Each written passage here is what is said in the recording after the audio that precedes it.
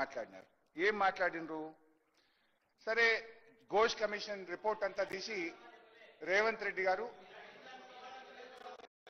అది సిడబ్ల్యూసీని అడుగు లేదా ఉత్తమ్ కుమార్ రెడ్డిని అడుగు నీ పక్కన.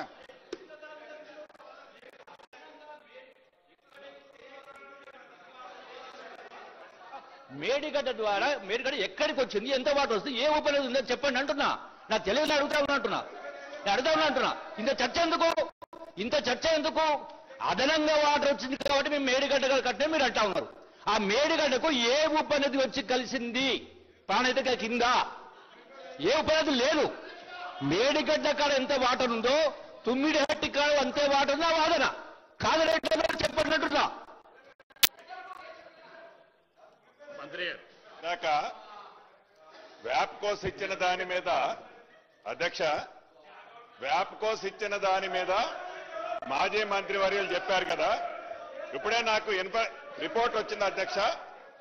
వ్యాప్కోస్ రిపోర్టు అంటే వ్యాప్కోస్ డిపిఆర్ ఎప్పుడు ఇచ్చిందంటే 17/2/2016 నాడు డిపిఆర్ ఇచ్చింది అధ్యక్ష. 17/2/2016 నాడు వ్యాప్కోస్ రిపోర్ట్ ఇచ్చింది అధ్యక్ష. డిపిఆర్ శాంక్షన్ 1/3/2016 కరెక్ట్ గా 12 రోజుల్లో వ్యాప్కోస్ ఇచ్చిన రిపోర్టుని 12 రోజుల్లో డిపిఆర్ అప్రూవ్ చేసుకుని టెండర్ కాల్ఫర్ చేశారు అధ్యక్ష. 8 నెలలు ఓపిక పట్టారట. ఇన్ని ఏదైతే 1,47,000 కోట్ల ప్రాజెక్టుని 11 రోజుల్లో డిపిఆర్ అప్రూవ్ చేసుకున్నారు అధ్యక్ష.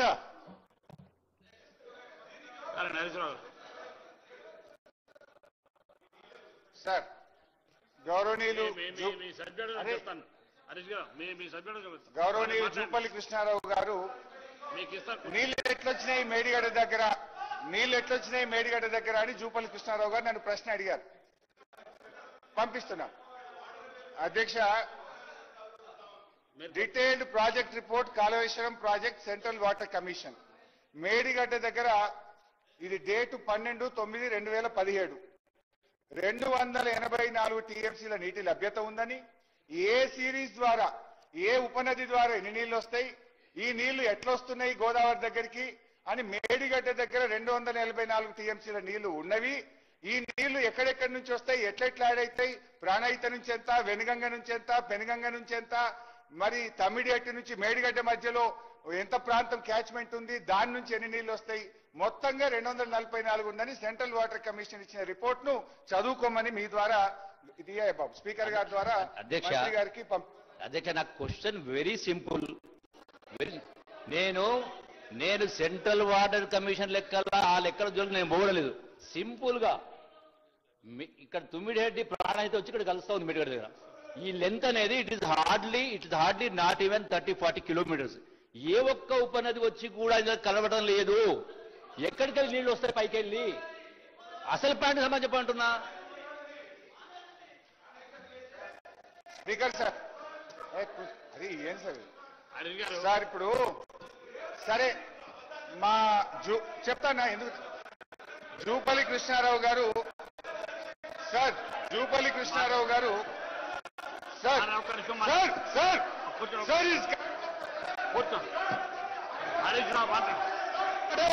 ఒక్క నిమిషం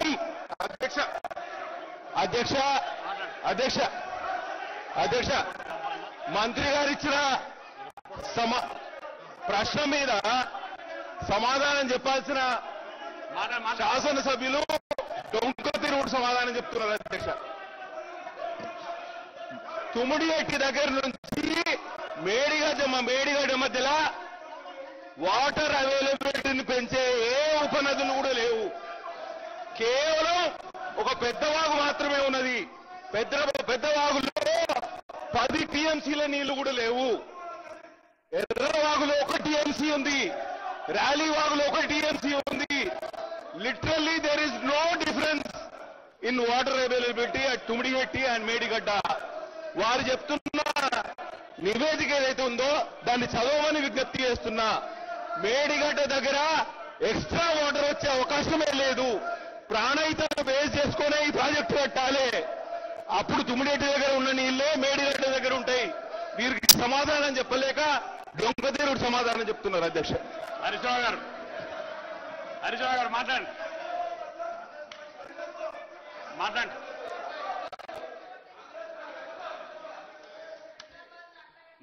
సార్ మాట్లాడతారు సార్. ఒకటి సార్, మీరు కూడా సభా సాంప్రదాయాన్ని గమనించాలి. ఒక సభ్యుడు మాట్లాడుతుంటే ఇంత డిస్టర్బెన్స్ ఉంటే కష్టము. ఎప్పుడైనా ఎప్పుడైనా ఎప్పుడైనా ఒక మంత్రి ఇంటర్వ్యూ అవుతారు కానీ ఇంకో పార్టీ ఇంటర్వ్యూ కొత్త సాంప్రదాయాన్ని సభలో తెచ్చారు. I'm sorry. ఇకపోతే అధ్యక్ష, I will tell everything sir, don't worry sir, I have answer for everything. సరే, జూపల్లి కృష్ణారావు గారికి చెప్తా, తర్వాత సీఎం గారికి చెప్తా, తర్వాత పొంగులేటికి చెప్తా. అధ్యక్ష, జూపల్లి గారు ఏమన్నారు, ఎట్లా వచ్చినాయి నీళ్లు అన్నారు. అంటూ ఒక మాట ఏమండి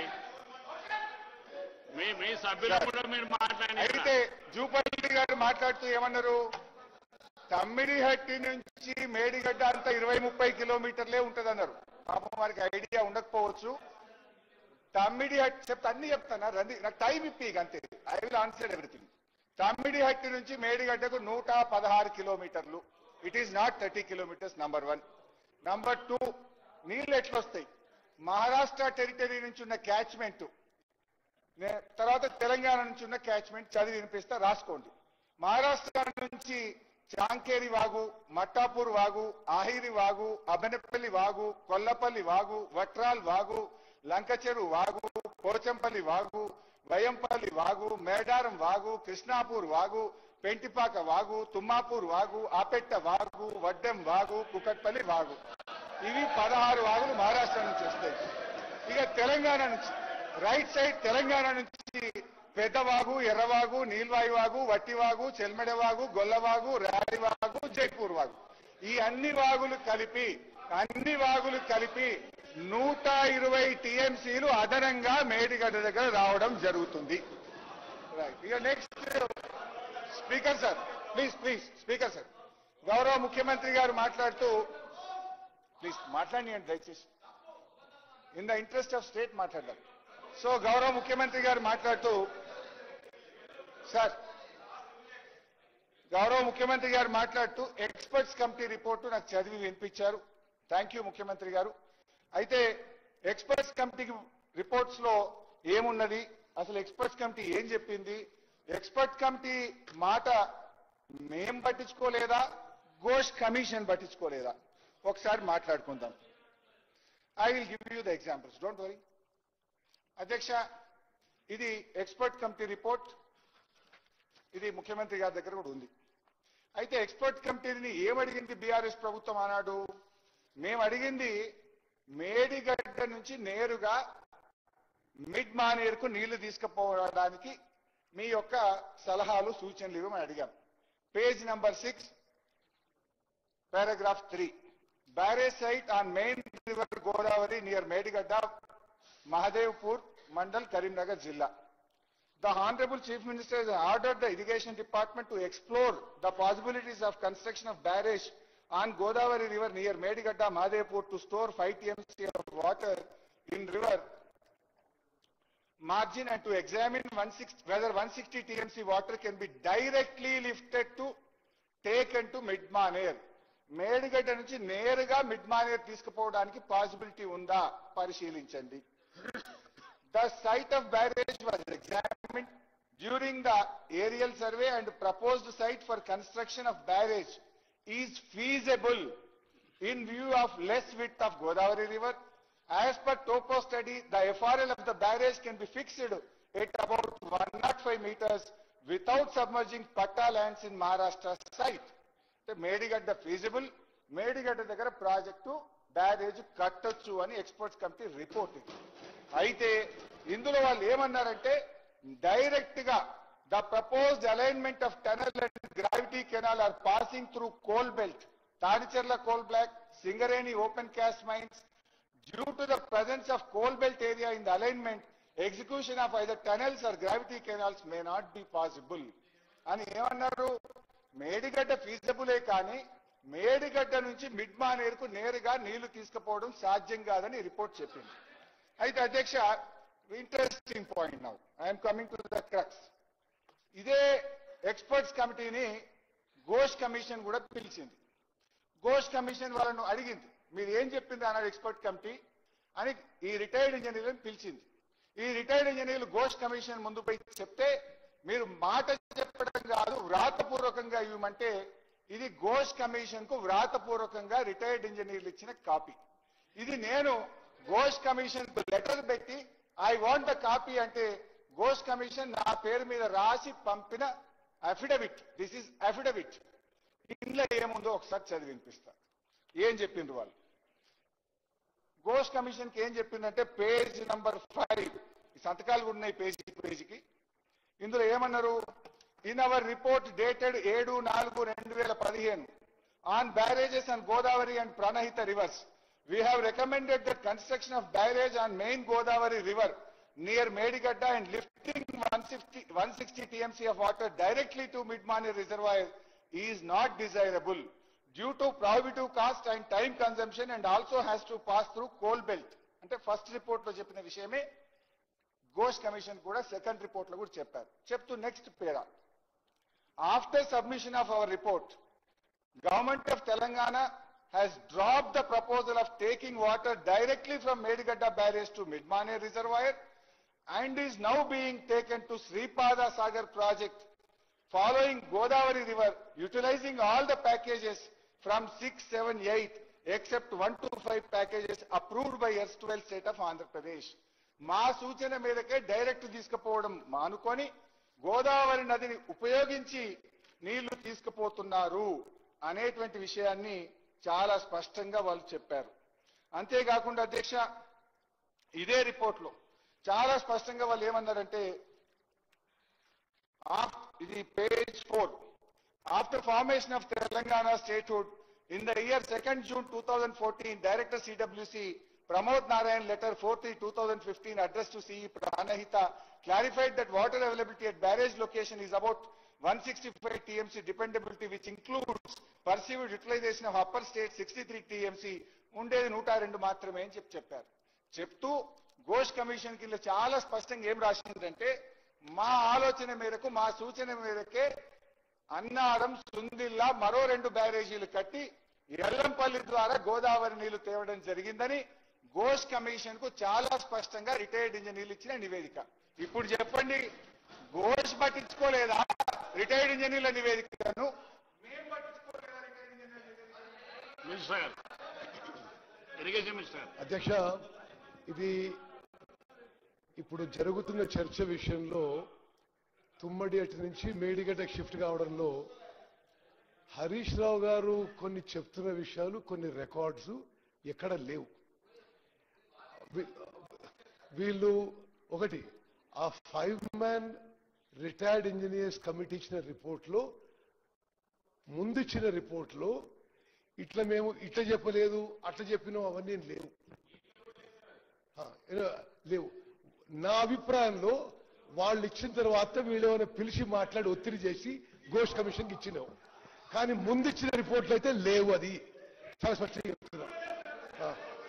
రెండో విషయం స్పీకర్ సార్, నేను సభ్యులందరికీ మనం వేస్తున్నా ఒక విషయం. ఇది మొత్తము జరిగిన విషయాల్లో కుట్రపూరితంగా తుమ్మడి అచ్చి నుంచి మేడిగడ్డకి షిఫ్ట్ చేయడం జరిగింది. 63 TMCలు తుమ్మడి అట్టి చెప్తే మరి మేడిగడ్డ కూడా చెప్పినది అది చెప్తలేరు. మీరు ఏ విధంగా అయితే అప్పర్ రైపేరియర్ స్టేట్స్ ఎక్కువ ఆడుకుంటే తుమ్మడి అట్టి దగ్గర తగ్గొచ్చు అనే ప్రమాద హెచ్చరిక ఇచ్చిండ్రు, సేమ్ ప్రమాద హెచ్చరిక మేడిగడ్డలో కూడా చెప్పిన వాళ్ళు. ఇది ఈ ప్రాజెక్ట్ షిఫ్టింగ్ లో ఈ మొత్తము ఘోష్ ఒక సుప్రీంకోర్టు జడ్జి సంవత్సరంన్నర చేసిన స్టడీలో 50% వరకు దీని మీదనే ఎందుకు షిఫ్ట్ చేసిండ్రు వీళ్ళు తుమ్మడేటి నుంచి మేడిగడ్డకి 38,000 కోట్లు అయ్యే ప్రాజెక్టు 1,47,000 కోట్లకు ఎందుకు పెంచిండ్రు? ఆయన జడ్జిమెంట్ ప్రకారము వీళ్ళు కుట్రతో అవినీతి కోసం దోచుకోవడానికి మాత్రం తుమ్మడేటి నుంచి మేడిగడ్డకి షిఫ్ట్ చేసిండ్రు. ఇక ఇప్పుడు ఆయన జడ్జిమెంట్ ఇచ్చింది కాబట్టి చెత్త రిపోర్టు ఇదో రిపోర్టు ఇవన్నీ మాట్లాడితే ఎట్లా? He has directly indicted former Chief Minister Harish Rao. Is shifting of Tummadiyatti to Medigadda is a wrong decision. He is not an honest decision. He is not a sincere decision. అని supreme court judge గారి report లో వందల పేజీలు 100 మందితో మాట్లాడి return affidavit తీసుకొని ఇచ్చిండు. మరి అన్ని మాటలు హరీష్ రావు గారు భారత ప్రభుత్వానికి సలహాదారున్న శ్రీరామ్ వెదిరే గారి అఫిడవిట్ గురించి మాట్లాడేది. ఖచ్చితంగా ఆయన కమిషన్ కి వీళ్ళు అబద్ధాలు చెప్తున్నారు. కేవలం తుమ్మడిహట్టి నుంచి మేడిగడ్డ షిఫ్ట్ చేయడానికి ఇదంతా ఒక కుట్ర జరిగింది. తుమ్మడిహట్టి దగ్గర ఇప్పుడు ఎంత నీళ్లు ఉన్నాయో అంత నీటికి అప్పర్ రైపేరియన్ స్టేట్స్ వాడితే కొంత తగ్గొచ్చు. మేడిగడ్డలో కూడా అదే ప్రభావం హెచ్చరిక ఇచ్చిండ్రు. తుమ్మడిహట్టిలోనే కడితే బెటర్ అని ఇచ్చిన అఫిడవిట్ ఆయన గవర్నమెంట్ ఇండియాకి అడ్వైజరు. ఆయన ఇచ్చిన విషయం కూడా మరి అందరూ తెలుసు. ఆ విషయం మాట్లాడుతున్నారు వీళ్ళు. అధ్యక్ష, ఈ మొత్తం రిపోర్ట్లో చర్చలో మోస్ట్ ఇంపార్టెంట్ విషయం ఏంటంటే తుమ్మడిహట్టి నుంచి మేడిగడ్డకి బ్యారేజ్ షిఫ్ట్ చేసి ఒకటి శాశ్వతంగా తెలంగాణ నష్టపోయింది. తుమ్మడిహట్టి దగ్గర ఆల్రెడీ ఇది ఏబీపీ ప్రోగ్రామ్ లో accelerated irrigation benefit program government of ఇండియాలో ఇంక్లూడ్ అయింది. ఆల్రెడీ పిఎం రిలీఫ్ ప్యాకేజ్ లో ఇంక్లూడ్ అయింది. మరి అది తీసేసి మేడిగడ్డ షిఫ్ట్ చేయడంలో ఇది కుట్రపూరితంగా తెలంగాణ రాష్ట్రానికి నష్టం చేయడానికి మరి ఖజానాను దోపిడీ చేయడానికి గత టీఆర్ఎస్ ప్రభుత్వం పాల్గొందని చెప్పి నేను మనం చేస్తున్నాను. హరీష్ రావు